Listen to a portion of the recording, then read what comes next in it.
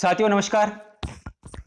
CTET के लिए time बहुत ही कम बचा है। उसके लिए पेडागोजी की ट्रिक लेकर आए हैं जो ऑल सब्जेक्ट पर काम करने वाली है। सभी सब्जेक्ट के लिए बहुत ही महत्वपूर्ण है। ये वीडियो आपको अंत तक देखना, किसी प्रकार से स्किप नहीं करना है। अगर आपकी तैयारी थोड़ी कम है और एग्जाम के लिए टाइम कम बचा है तो ये वीडियो आपके लिए ही है। अगर आपकी तैयारी अच्छी भी है तो आपको ये वीडियो देखना बहुत ही आवश्यक है, क्योंकि ये वीडियो देखने के बाद आप क्या जो है पेडागोजी का क्वेश्चन कौन सा भी गलत करने की संभावना 100% कम हो जाएगी। आपका कौन सा भी क्वेश्चन गलत जा ही नहीं सकता है। बहुत ही गजब की ट्रिक है, मैंने स्वयं ने अप्लाई की थी और मैं आपको भी रिकमेंड करता हूं कि आप भी अप्लाई कीजिए इस ट्रिक को। यानी कि कौन सा भी क्वेश्चन आपके छूट रहा होता है और एग्जाम में टाइम कम रहता है, आपको जल्दी करना रहता है, तो उस टाइम पर यह ट्रिक बहुत ही अच्छी साबित होने वाली है। तो दोस्तों, आपको सभी को पता है कि 150 नंबर का पेपर होता है, उसमें से 75 अंक की पेडागोजी होती है और 75 अंक आपके विषय से संबंधित प्रश्न पूछे जाते हैं। विषय से संबंधित कैसे कि हर एक विषय में 15 अंक के विषय से संबंधित अंक होते हैं। जैसे बाल विकास है तो 15 अंक के बाल विकास के वो क्वेश्चन पूछे जाते हैं जो मनोवैज्ञानिक सिद्धांत हैं वगैरह वगैरह। साथ ही मान लिया जाए हिंदी संस्कृत है तो उसमें अनसिंग पैसेज और ग्रामर पूछी जाती है। साथ ही पर्यावरण है तो अंतरिक्ष है, जीव विज्ञान है, इससे संबंधित आपके बांध है, सड़क है, यातायात, इससे संबंधित क्वेश्चन पूछे जाएंगे। उसके बाद आपके गणित है तो उसमें 15 अंक की अंक गणित, रेखा गणित, बीजगणित वगैरह पूछी जाएगी। बाद में सभी के 15-15 अंक बच जाते हैं, है ना, वो पेडागोजी के। तो 15 इंटू 15 गुणित 5 यानी कि 75 अंक आपकी पेडागोजी होती है। तो पेडागोजी 75 अंक की हल करने के लिए बहुत ही अच्छी ट्रिक है, आप सभी को ध्यान से देखना है। पेडागोजी दो प्रकार की होती है हमेशा। कितने प्रकार की होती है? दो प्रकार की। एक होते हैं तुलनात्मक प्रश्न। अब यहाँ पर समझिए तुलनात्मक प्रश्न क्या होते हैं। तुलनात्मक प्रश्न वो होते हैं जिसमें क्वेश्चन पढ़ने के बाद आपको चारों ऑप्शन समान लगेंगे, कि यानी कि इसमें से कौन सा आंसर सही हो जाएगा। यानी कंफ्यूजन होता है तो चारों ऑप्शन में कंफ्यूजन हो जाता है। अक्सर ये होता है कि दो ऑप्शन में कंफ्यूजन रहता है, दो ऑलरेडी गलत होते हैं और दो में कंफ्यूजन रहता है कि इसमें से कौन सा सही होगा, कौन सा नहीं। पर तुलनात्मक प्रश्न वो होते हैं जिसमें चारों ऑप्शन में कंफ्यूजन रहता है। ठीक है, इसके बारे में पढ़ेंगे, उससे पहले देख लेते हैं सकारात्मक प्रश्न और नकारात्मक प्रश्न। ये है अपनी ट्रिक, ठीक है ना। इस ट्रिक को पढ़ने से पहले हम कुछ महत्वपूर्ण बिंदुओं पर ध्यान करते हैं। ये आपको एक पेन और आपके पास एक रफ नोट, एक कॉपी होना चाहिए जिससे कि आप नोट कर सको। अगर ये नहीं करते तो आप स्क्रीनशॉट जरूर ले लीजिएगा, ठीक है ना दोस्तों। तो इसमें सबसे पहले कुछ महत्वपूर्ण बिंदु हैं, उस पर ध्यान कर लेते हैं, उनको देख लेते हैं कि क्या एग्जाम से पहले ये बिंदु आपके दिमाग में होना बिल्कुल आवश्यक है। तो यहाँ पर देखते हैं पहला बिंदु क्या है। प्रश्न को ध्यान पूर्वक पढ़कर समझना कि कहीं पर नहीं तो नहीं लिखा है। यानी कि बहुत सारे प्रश्न होते हैं कि निम्नलिखित में से कौन सा कारण अनुशासन के लिए उत्तरदायित्व, अनुशासनहीनता के लिए उत्तरदायित्व नहीं है ना। ऐसे क्वेश्चन होते हैं तो उस नहीं को देखना बहुत ही आवश्यक है। यानी कि क्वेश्चन आपको बहुत अच्छे से पढ़ना है। पहला बिंदु ये हो गया। दूसरा बिंदु है यहाँ पर, किसी भी शिक्षण सहायक सामग्री को कक्षा के स्थान पर या शिक्षक के स्थान पर उपयोग नहीं किया जा सकता है। यानी कि कौन सा भी शिक्षण सहायक सामग्री, मान लीजिए कि कोई दृश्य श्रव्य सामग्री है, उसको कक्षा के स्थान पर उपयोग करना है। यानी कि कक्षा में टीचर नहीं रहेगा और केवल दृश्य श्रव्य सामग्री ही रख दी जाती है, उसी से जो है सारी कक्षा जो है हैंडल की जाती है। ये नहीं होता है कभी भी। कोई भी शिक्षण सामग्री कक्षा में शिक्षक का स्थान नहीं ले सकती। यह महत्वपूर्ण बिंदु आपको ध्यान रखना है। अगला देखिए, यहाँ पर सकारात्मक प्रश्नों के साथ सकारात्मक ऑप्शन आपको टिक करना है और नकारात्मक यानी नेगेटिव प्रश्न के साथ आपको नेगेटिव ऑप्शन टिक करना है हमेशा, ठीक है। अगला देख लीजिए, भाषा के कौशल 4 है ना, SLRW। ये सभी क्रम में आपको याद करना है। सबसे पहले बच्चा बोलना सीखेगा, फिर उसको सुनना सिखाना है, सुनना के बाद पढ़ना सीखेगा और पढ़ने के बाद लिखना सीखेगा। यानी चारों क्रम में रहेंगे, इस क्रम को इधर उधर नहीं करना है बिल्कुल भी। अगला देख लीजिएगा, ये आपको ये कौशल आपको कंप्लीटली कर लेना है क्योंकि इससे संबंधित क्वेश्चन पूछे जाते हैं। अगला देखिए, निदानात्मक और उपचारात्मक, इससे भी क्वेश्चन आपके 100% एग्जाम में आने हैं। यानी कि क्योंकि निदानात्मक और उपचारात्मक पांचों सब्जेक्ट में काम करते हैं, इसलिए इनकी संभावना सबसे ज्यादा बन जाती है। निदानात्मक शिक्षण से पहले होता है, निदानात्मक शिक्षण पहले होता है। किससे पहले होता है? उपचारात्मक से पहले होता है। तो इस निदानात्मक में होता क्या है, ऑलरेडी छात्रों की कमियों व त्रुटियों का पता लगाया जाता है कि कहां पर सीखने में कमी रह गई है और क्या कमी है। फिर उसके बाद क्या होता है कि उपचारात्मक शिक्षण उसके बाद में होता है, और जो कमी और त्रुटि जो रह जाती है उसको सुधारने के लिए कार्य किया जाता है उपचारात्मक में। ठीक है, ये पॉइंट आपको बिल्कुल अच्छे से नोट कर लेना है, या फिर यहाँ पर देख लीजिए, स्क्रीनशॉट ले लीजिए इनका, क्योंकि बहुत इंपॉर्टेंट है। अगला देखिए सकारात्मक प्रश्न, ये है टैग। क्या है? टैग। इनको भी आपको नोट करना है। अब ये सारे जो है टैग मैं बताऊंगा, इनका एक्सप्लेन करूंगा, सकारात्मक और नकारात्मक। ठीक है ना।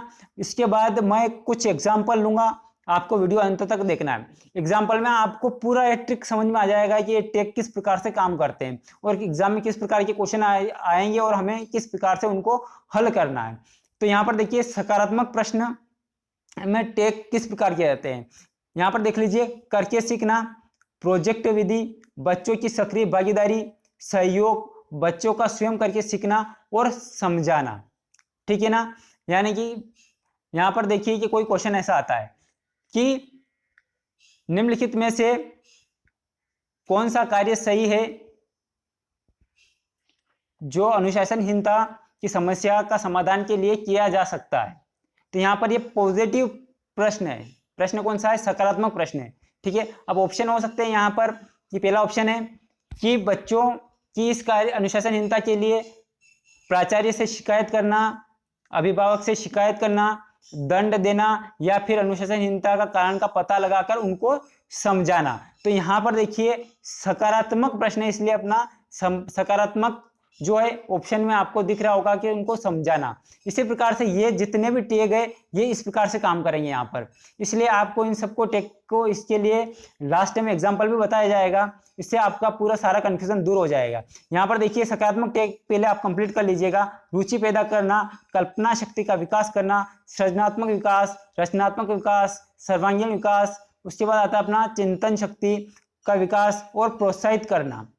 ठीक है ना। अगला देखिए प्रेरणा देना, प्रोत्साहन देना, प्रेरित करना, जिज्ञासा पैदा करना।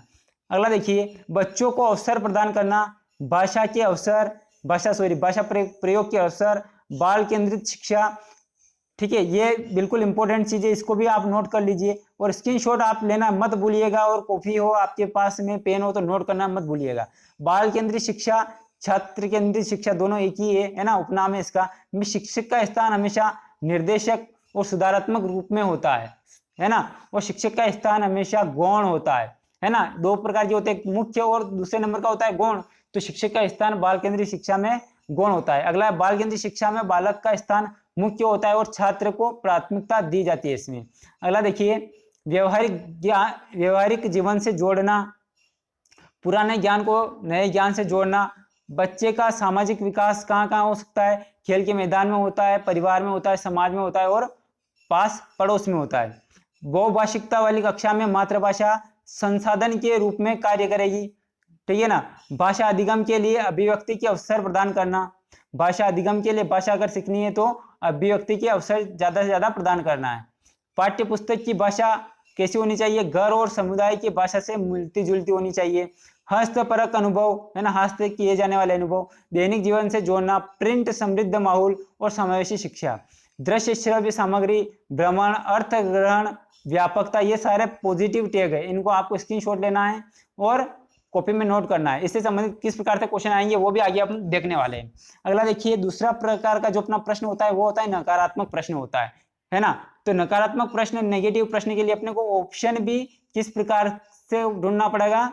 नेगेटिव ऑप्शन अपने को ढूंढना पड़ेगा, नकारात्मक ऑप्शन ढूंढना पड़ेगा। तो नकारात्मक ऑप्शन में आपको क्या क्या मिल जाएगा? एक तो दंड है ना, दंड, बलपूर्वक सख्त निर्देश, कठोर रवैया अपनाना, कठोर नियम। केवल मात्र एकमात्र भाषा है ना, एकमात्र भाषा केवल विद्यालय में, एकमात्र भाषा केवल विद्यालय में सीखी जाती है। ठीक है, ये एक नेगेटिव पॉइंट, क्योंकि भाषा कहीं से भी सीखी जा सकती है। डर, भय और चिंता, डर, भय और चिंता। भेदभाव करना है ना, अवहेलना करना, हतोत्साहित करना है ना, और उपेक्षा करना। ठीक है ना। अगला देखिए प्रलोभन देना, लालच देना, नौकरी दिलाना, रुपये पैसे देना, आर्थिक रूप से कोई शब्द आता है वो, अमीर गरीब, रोजगार दिलाना, ये सभी शिक्षा में नहीं होता है, नेगेटिव पॉइंट है ये। रटना है ना, कंठस्थ कराना, परीक्षा याद कराना, है ना। लैंगिक पूर्वाग्रह बहुत ही इंपॉर्टेंट, इनसे संबंधित भी इसका एग्जाम्पल लिया जाएगा। प्राचार्य से बच्चे की शिकायत करना, अंक देना, अंक अब नहीं देना है ना, ग्रेडिंग होती है तो उसमें बच्चों के सभी पक्षों का मूल्यांकन किया जाता है, इसलिए अंक नहीं दिया जाता है। अगला देखिए, इसमें आपको स्क्रीनशॉट ले लेना है, स्क्रीनशॉट, है ना। स्क्रीनशॉट आई होप ले लिया होगा आपने सभी ने, या फिर आपको नोट करना है। ये नकारात्मक प्रश्न की टैग है, इसका स्क्रीनशॉट ले लीजिएगा आप, ठीक है ना। अब इन सारों से संबंधित जो ऑप्शन बनते हैं वो देख लीजिए, किस प्रकार से ऑप्शन बनते हैं। चलिए क्वेश्चन भी देख लीजिए। श्रव्य दृश्य शिक्षा से तात्पर्य नहीं है, नहीं दिया यानी कि नेगेटिव क्वेश्चन है, नेगेटिव ऑप्शन आपको यहाँ पे टिक करना है। शिक्षा को अधिक रोचक बनाना, शिक्षा को स्थायी बनाना, शिक्षा को अधिक प्रभावकारी बनाना और शिक्षा को निष्प्रयोजन बनाना। निष्प्रयोजन जो है एक नेगेटिव शब्द है, इसलिए अपना ऑप्शन नंबर 4 बिल्कुल सही हो जाएगा। अगला देखिए, सतत एवं व्यापक मूल्यांकन की विशेषता नहीं है। ऑप्शन देख लीजिए, सतत एवं व्यापक मूल्यांकन की विशेषता नहीं है, नेगेटिव ऑप्शन है। नेगेटिव आपको ऑप्शन टिक करना है। विद्यार्थियों के विकास के पक्षों पर जोर न देना, ठीक है, ये नेगेटिव ऑप्शन आपको यहाँ मिल गया है। अब अगला ऑप्शन भी देख लेते हैं। विद्यार्थियों का नियमित मूल्यांकन करना, गुणवत्ता मूल्यांकन करना, विद्यार्थियों की समप्राप्ति में सुधार करना, तो नेगेटिव अपना पहला ऑप्शन है, इसलिए यहाँ पर यही टिक करना है। अगला देखिए, सूक्ष्म शिक्षण के लिए आवश्यक नहीं है, नेगेटिव है ना, तो आपको नेगेटिव ही ढूंढना है इसमें। प्रत्येक पाठ से पूर्व उद्देश्य तय किए जाए, अंतःक्रिया पर बल दिया जाए, पाठन और मूल्यांकन साथ साथ चले और शिक्षण की समयावधि तय नहीं करे, ठीक है ना। नेगेटिव है, इसलिए यहाँ पर ऑप्शन नंबर 4 बिल्कुल इतना इजी है और इतना जल्दी फास्ट आपसे हो जाएगा। एक शिक्षक होने के नाते पिछले बालक के प्रति आपका दृष्टिकोण होना चाहिए, ठीक है ना, दृष्टिकोण होना चाहिए। पॉजिटिव है ना, तो आपको पॉजिटिव ऑप्शन ढूंढना है। उपेक्षापूर्ण, आपने नेगेटिव पॉइंट पढ़ा, टैग जो है नेगेटिव पॉइंट टैग है। कठोर जो है नेगेटिव टैग है, ठीक है, और यहाँ पर सहानुभूतिपूर्ण ये पॉजिटिव टैग है, इसलिए अपना सहानुभूति ऑप्शन बिल्कुल सही होगा, क्योंकि इस प्रश्न में पॉजिटिव क्वेश्चन था, है ना, पॉजिटिव क्वेश्चन था, तो पॉजिटिव आपको क्या लेना है, ऑप्शन। ये नेगेटिव नहीं लेना, ये उपेक्षापूर्ण, कठोर ये नेगेटिव टैग है। चलिए अगला देखिए, वंचन के मनोवैज्ञानिक प्रभावों में कौन सा सम्मिलित नहीं है ना। अब नहीं है तो नेगेटिव आपको देखना है। अभिप्रेरणा प्रारूप पर, आर्थिक प्रारूप पर, संज्ञानात्मक प्रारूप पर, शैक्षणिक उपलब्धि प्रारूप पर। अब नेगेटिव है इसलिए यहाँ पर आर्थिक, है ना, रोजगार दिलाना, पैसे देना, है ना, व्यवसाय दिलाना, इस प्रकार के सारे नेगेटिव टैग हैं, है ना, इसलिए अपना आर्थिक प्रारूप नेगेटिव टैग यहाँ पर सही हो जाएगा। अगला देखिए, कक्षा में दृश्य श्रव्य सामग्री के संदर्भ में निम्न में से कौन सा कथन असत्य है, ठीक है ना। तो यहाँ पर देखिए कि बी ऑप्शन देखिए, इन सामग्रियों का कक्षीय शिक्षण के स्थान पर प्रयोग किया जा सकता है, ठीक है। अब अपने को असत्य नेगेटिव देखना है, तो अपना नेगेटिव पॉइंट ये है कि इन सामग्रियों को कक्षा शिक्षण के स्थान पर प्रयोग किया जा सकता है। जबकि अपनों ने इम्पोर्टेंट जो अपनों ने पॉइंट पढ़े थे उसमें पढ़ा था कि कोई किसी प्रकार की शिक्षण सामग्री कक्षीय स्थान नहीं ले सकती है, नए शिक्षक का स्थान ले सकती है, ठीक है। जबकि यहाँ पर क्या दे रहा है, उल्टा दे रहा है कि कक्षीय शिक्षण के स्थान पर प्रयोग किया जा सकता है, इसलिए ये नेगेटिव हो चुका है और इसमें ये नेगेटिव है, इसलिए अपना ऑप्शन बी सही हो जाएगा। अगला देखिए कि पुरुष स्त्रियों की अपेक्षा ज़्यादा बुद्धिमान होते हैं। हमेशा कहीं पर भी पुरुष और स्त्री की तुलना की जाए तो वहाँ पर एक ही ऑप्शन आपको लगाना है, लैंगिक पूर्वाग्रह से को प्रदर्शित करना है। लैंगिक पूर्वाग्रह आपको ये शब्द याद रखना है, जहाँ पर स्त्री और पुरुष की तुलना होगी वहाँ पर तुरंत ये लगाना है। अगला देखिए कि स्त्रियों का हस्तलेखन पुरुषों की अपेक्षा अधिक अच्छा रहता है, जबकि पुरुष गणित और तर्क योग्यता में अधिक। ये भी देखिए कि तुलना हो रही है स्त्री और पुरुष की, इसलिए यहाँ पर देखिए लैंगिक पूर्वाग्रह को दर्शाता है। अगला देखिए कि भारतीय समाज में बहुभाषिक विशेषता को रिक्त स्थान देखा जाना चाहिए। बहुभाषिक जो यानी बहुत सारी भाषाएं अपने देश में, उसको किस प्रकार से हम देखेंगे, है ना। तो इसमें देखिए कि विद्यालय जीवन को संबद्ध बनाने के संसाधन में बिल्कुल जो बहुत सारी भाषाएं, उनको विद्यालय जीवन को समृद्ध बनाना, यानी कि बच्चा जो है अलग अलग भाषा परिवेश से आएगा तो हर एक बच्चे को अलग अलग भाषाओं का ज्ञान होगा, है ना। अगला देखिए, बुनियादी स्तर पर मातृभाषा में शिक्षा देना बेहतर है क्योंकि, है ना।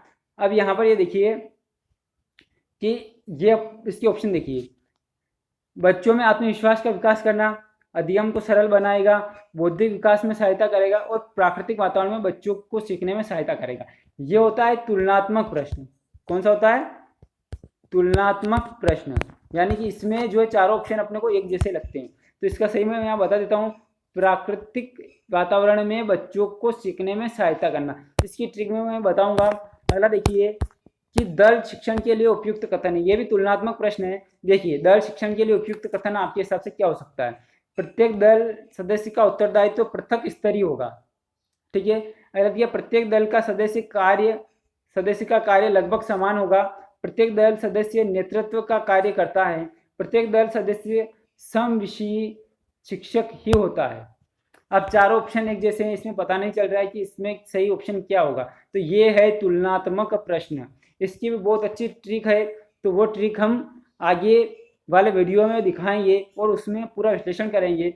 अगर इसका आपको आंसर पता है तो कमेंट सेक्शन में ज़रूर दें।